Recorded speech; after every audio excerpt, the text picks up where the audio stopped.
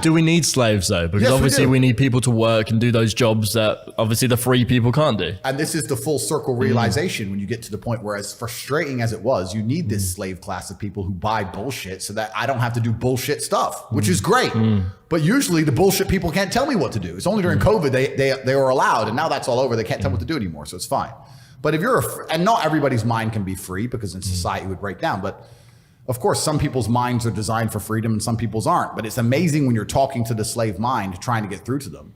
And it played out even in my cancellation. There are people who would sit and get furiously angry about the subject of me saying I'm a bad person. And when you ask them one bad thing I've said, they don't know. How could you be angry about something and you don't even know why? It's all clown world. It's absolute clown world. It's slave mind, and the slave mind is actually a dangerous thing. When I'm combating it, people think I'm combating it just for fun. No, the most heinous crimes in the history of humanity have been conducted by people who blindly obey governments. Blindly. If you're going to sit there and be a dummy and blindly comply and be told to hate a certain race or hate a certain person or do a certain thing without thinking, that's how World War II happens. All these people who sit and say, I'm a good person and you're bad because I have my mask and I have my boosters and you're bad. No, I think, you don't. You're the bad people. History is full of people like you who don't fucking think, who do as they're told. And you're the ones who end up fucking murdering people, not people like me.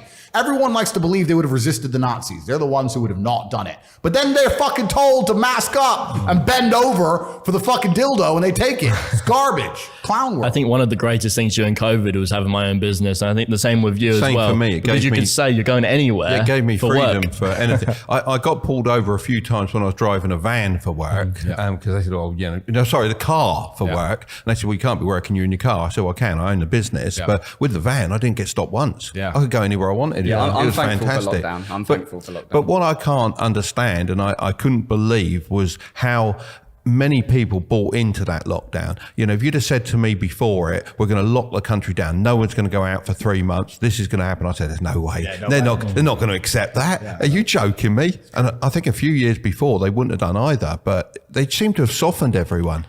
And that's their goal, right? Their goal is to soften everybody's brains and to delete one side of the argument. This is why I talk about the Matrix. People say, why do you talk about the Matrix all the time?